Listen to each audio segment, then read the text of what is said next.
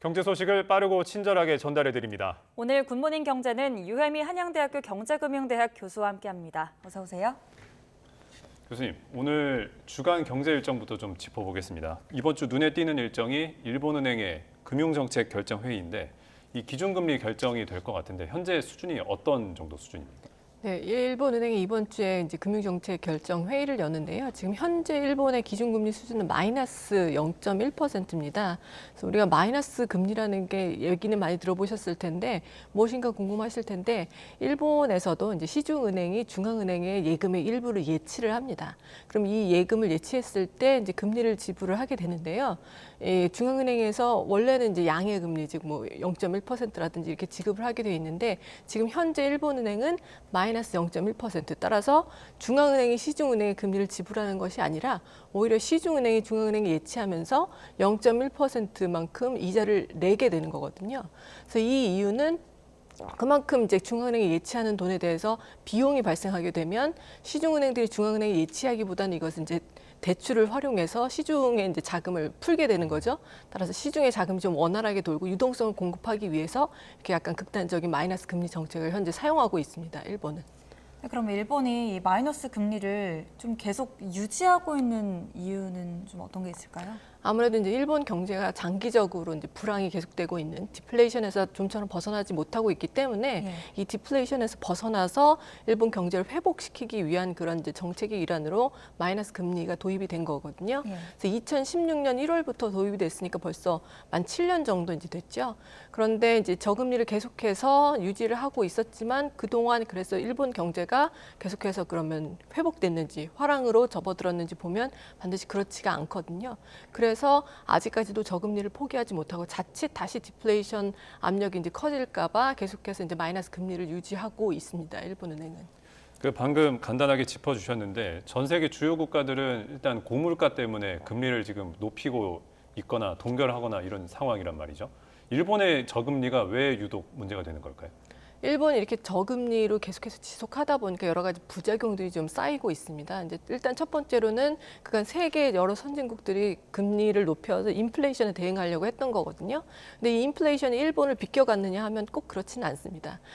작년부터 이제 일본도 물가 압력이 상당히 높아져 있는 상태고요. 지난 이제 가장 최신 숫자인 11월의 소비자 물가지수 상승률을 보면 전년 동월 대비 3.3%인데 일본 은행도 인플레이션 목표치가 2%이니까 그거보다 한참 벗어나 있는 수치입니다. 그런데 이제 물가가 계속해서 오르고 있음에도 불구하고 저금리 기조를 유지하고 있으니까 물가가 이제 빠르게 잡히고 있지 않은 것이 이제 한 가지 문제고요. 그다음에 저금리를 계속해서 유지하다 보니까 아무래도 시중의 유동성이 너무 풍부해서 좀 시장에서 퇴출되어야 될 한계 기업이라든지 이런 부분들이 퇴출이 되지 않아서 구조 개혁이 좀 지연되는 문제점이 있었고요. 그다음에 원래 이렇게 저금리를 유지하다 보면 엔화의 가치가 좀 떨어지게 되죠. 따라서 엔화 가치가 떨어지게 되면 수출 가격이 좀 낮아지면서 수출 경쟁력이 높아질 수가 있는데 그런 효과도 이제 최근에 좀 미미한 것이 이제 밝혀지고 있고요. 여기에 엔화 가치가 많이 떨어지다 보니까 일본 같은 경우도 지금 생산 인구가 급감하는 그런 문제를 겪고 있는데 이 외국 인력을 유치하는 것이 상당히 중요한 부분이죠. 특히 고급 인력 같은 경우를 많이 유치를 해야 되는데 이 외국 인력을 유치할 때도 이 엔화의 가치가 굉장히 낮은 것이 좀 부담으로 작용하고 있어서 이런 부분들 때문에 지금 저금리를 계속 유지하기는 이제 쉽지 않은 상황입니다. 네, 그런 문제가 있어서 그런지 이제 기준금리를 일본이 이제는 올릴 거라 이런 전망도 나오고 있습니다. 특히 우에다 총리가 이제 0%, 0.1% 이런 언급을 하기도 했는데 좀 올릴 거라는 이런 전망이 좀 나오는 배경이 있을까요? 예, 그 일본은행의 이제 우에다 총리가 지난 7일에 이 의회에서 이제 발언을 한 것이 있는데요.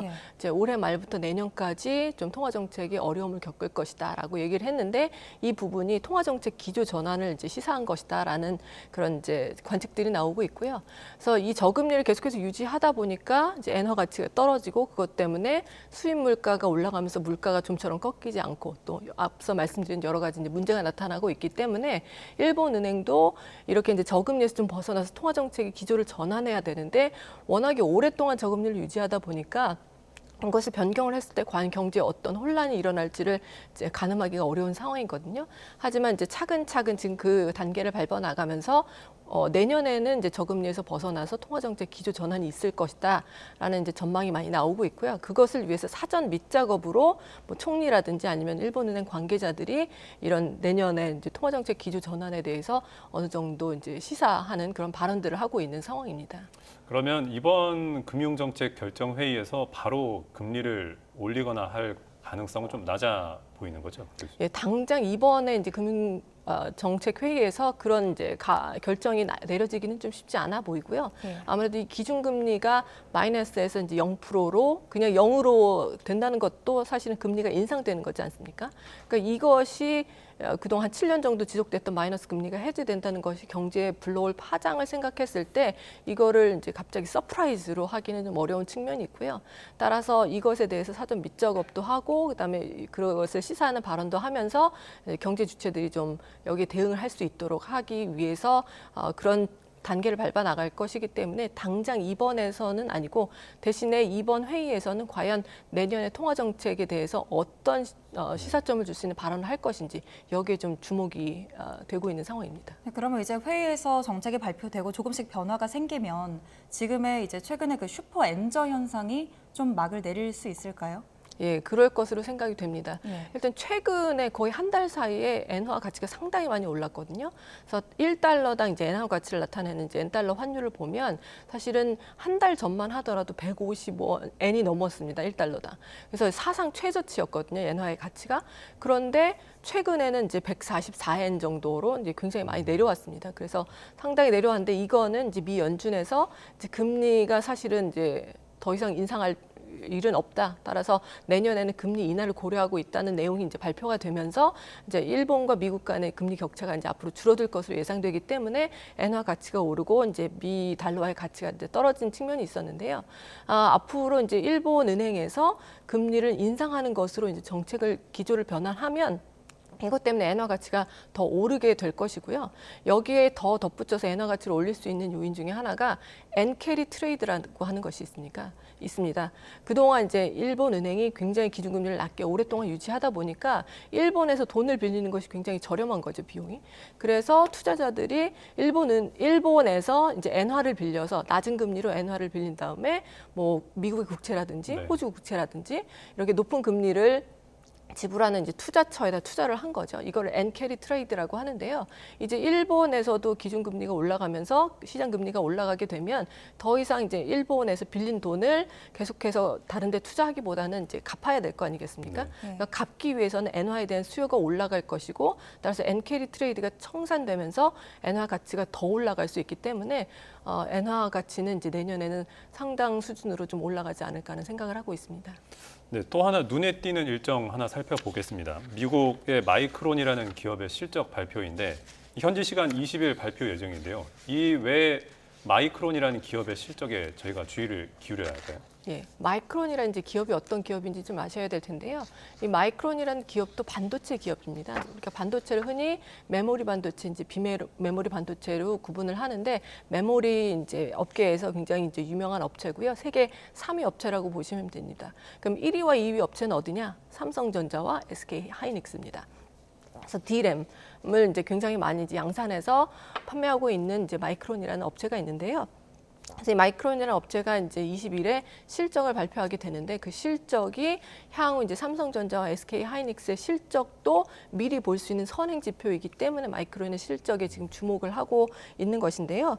특히 이제 마이크론은 올해 3분기 D램 매출을 보면 삼성전자가 한 38.9%, SK 하이닉스가 34% 정도 세계 시장을 이제 차지하고 있고요.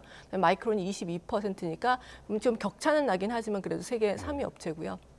특히 최근에는 이 반도체, 특히 메모리 반도체에서 HBM이라고 하는 이제 고대역폭 메모리 반도체라고 하는 것이 이제 AI 같은 그런 이제 수요가 굉장히 많이 크기 때문에 이 고대역폭 메모리는 굉장히 집적화되어 있어서 정보를 많이 처리할 수가 있거든요. 그래서 요 이제 메모리 HBM에 대한 수요가 굉장히 높은데 여기에 있어서 지금 SK 하이닉스가 선두주자고 삼성전자도 이제 엔비디아에 납품을 하기로 하면서 이제 후발주자로 뛰어들었는데 마이크론도 이 HBM에서 좀 후발주자로서의 열세를 극복하기 위해서 굉장히 투자를 공격적으로 하고 있거든요. 그래서 마이크론의 실적이 어떻게 나오는지가 향후 이제 반도체 업계에서의 판도에 대해서도 굉장히 중요한 정보를 제공할 것 같습니다. 예, 이렇게 말씀해 주신 것처럼 반도체를 중심으로 마이크론도 그렇고 우리나라 기업들도 굉장히 지금 이제 장래가 밝은 상황이잖아요. 그런데 우리 이제 경제가 회복세를 조금 더 확실하게 가져가려면 낮은 생산성을 극복하지 못하면 안 된다는 분석이 나왔거든요. 이게 정확히 어떤 내용인가요? 예, 한국은행에서 이제 나온 보고서입니다. 그래서 예. 한국은행에서 향후 이제 한국의 경제가 과연 어떻게 이제 진행이 될 것인지에 대해서 이제 분석한 보고서를 발표를 했는데요. 우리가 GDP라든지 성장을 얘기할 때 그 한 경제가 생산하는 총 재화와 서비스의 양을 가지고 이제 얘기를 하게 되죠. 그런데 이 상품과 서비스의 양을 우리가 이제 GDP라는 지표를 통해서 살펴보게 되는데 이 GDP가 앞으로 어떻게 이제 진행이 될 것인지 보면 사실은 자본이 얼마만큼 투입되는지, 그 다음에 생산 가능 인구가 얼마나 투입되는지, 그 다음에 생산성이 얼마나 높은지에 따라서 이제 좌우가 되게 되는데요. 지금 생산 가능 인구가 급감하는 것은 모두가 다 주지하고 있는 사실이죠. 그래서 생산 가능 인구가 급감을 하기 때문에 다른 부분에서 좀 메꿔지지가 않으면 결국에는 GDP 성장이 굉장히 제약된다는 의미인데요. 만약에 생산성이 충분히 성장을 하지 않으면 2040년부터는 2040년대에 들어서면 생산 가능 인구가 급감하는 거에 효과가 이제 극대화되면서 이 경제가 마이너스 성장을 할 수도 있다라는 그 경고를 날려서 굉장히 지금 화제가 되고 있습니다. 그 우리나라의 생산성이 낮은 이유, 이거는 어떤 게 있을까요, 교수님? 예, 생산성이라는 게 제가 아까 노동이나 이제 자본 투입분을 제외하고 생산에 영향을 미칠 수 있는 거라고 이제 말씀을 잠깐 드렸는데요. 그 생산성이 이제 낮은 이유는 뭐 여러 가지가 있겠지만 일단은 이 생산성이 낮은 이유로 기술 혁신이 사실은 생산성을 높이는 가장 중요한 부분이거든요. 그러니까 기술 혁신을 가로막는 불필요한 규제가 너무 많다라는 것이 이제 한 가지 원인이 될 수가 있겠고요. 그 다음에 구조 개혁의 문제가 있는데요. 왜냐하면 자원이 좀 더 생산성이 높은 기업으로 많이 배분이 되면 전반적으로 경제 전체 생산성이 올라갈 텐데 우리나라 지금 코로나 위기를 겪으면서 그 이후로 계속해서 금리도 저금리로 유지하고 있고 한계 기업들은 점점 늘어나는데 퇴출은 되지 않는 그런 상황이 지속되고 있거든요. 따라서 이렇게 영업이익으로 이자조차 감당을 못하는 생산성이 굉장히 낮은 기업들에도 자금이 계속해서 투입이 되고 있다는 겁니다. 따라서 구조 조정이 제대로 이루어지지 않으면 또 생산성이 높아지지 않는 그런 문제가 있고요. 그리고 뭐 교육 개혁이라든지 여러 가지 이제 구조 개혁들도 진행이 돼야 될 것이고 노동 시장도 너무 경직적이면은 자원이 또 효율적으로 배분되지 않기 때문에 이런 부분들이 생산성의 성장을 가로막는 그런 요인이라고 볼 수가 있겠습니다. 그러면 그 생산성을 높이려면 말씀해주신 뭐 규제 완화나 혹은 뭐 구조를 바꾼다든지 이런 것들로 충분히 높일 수 있는 건가요? 예, 그런 부분이 이제 가장 중요하겠죠. 무엇보다 가장 중요한 거는 이제 기술 혁신이기 때문에 기술 혁신을 촉진할 수 있도록 불필요한 규제를 좀 철폐하고 기업들이 이런 그 기술 혁신에 투자를 제대로 할 수 있도록 지원하는 것이 가장 중요할 것이고요. 그다음에 기술 혁신이 있다고 하더라도 이것을 제대로 활용할 인재가 부족하면 또 생산성이 높아지지 않기 때문에 인재 육성을 위해서 이제 뭐 대학 교육이라든지 고등교육에 대한 투자도 또 활성화가 돼야 될 거고요. 그다음에 이제 앞으로는 이제 금리는 낮아지겠지만 이런 상황에서 계속해서 이제 시장이 살아남았던 한계 기업이라든지 좀비 기업을 좀 퇴출시킬 수 있는 구조 개혁의 방안도 마련이 돼야 될 것이고 뭐 연금 개혁, 노동 개혁, 교육 개혁 같은 그 3대 개혁이 이번 정부 들어서서 굉장히 이제 앞에 내걸었던 이제 기치였는데요. 이런 부분들 이제 마무리하면서 자원이 좀 더 효율적으로 배분되는 그런 경제 상황을 만들어가는 것이 생산성을 높이는 지름길이라고 볼 수가 있겠습니다. 교수님 한 가지만 더 여쭙겠습니다. 이 한계 기업 아까 말씀해 주셨잖아요. 이른바 좀비 기업들이라고도 할 수 있는데 이게 왜 적시에 퇴출돼야만 이 우리나라 경제에 더 좋은 것인지 설명 좀 부탁드리겠습니다. 예, 한계 기업이라고 하는 것은 이제 영업이익으로 이자도 감당 못하는 기업을 얘기하는데요. 작년 기준으로 이게 한 42.3% 정도, 그래서 사상 최고치를 찍었습니다. 이 얘기는 뭐냐면 영업이익을 제대로 내지 못하는, 즉 제대로 매출을 올리거나 여기서 이윤을 창출하지 못하는 기업이 계속해서 시장에 살아남아서 자금을 쓰고 있다는 거거든요. 이 기업들이 이제 인력도 활용을 하고 있고, 그다음에 여러 가지 자본도 활용을 하고 있는데 만약에 이런 자본과 인력들이 좀 더 생산성이 높은 기업으로 배분이 된다면 그 기업에서는 훨씬 더 효율적으로 생산을 해서 매출도 더 많이 올리고 영업이익도 더 많이 올릴 수가 있는 거거든요. 그런데 이 한 개 기업이 계속해서 살아남아서 불필요하게 자원들을 차지하고 있기 때문에 네. 생산성이 이제 높아지지 않는 거라서 이런 기업들이 정리가 되고 나머지 있는 자원들이 더 이제 효율적이고 생산성이 높은 기업으로 배분이 된다면 경제 전반적으로 영업이익도 더 올라가고 실적도 높아지면서 생산성이 높아진, 즉 성장에 더 기여를 할 수 있는 그런 환경이 조성이 될 수 있다는 거죠.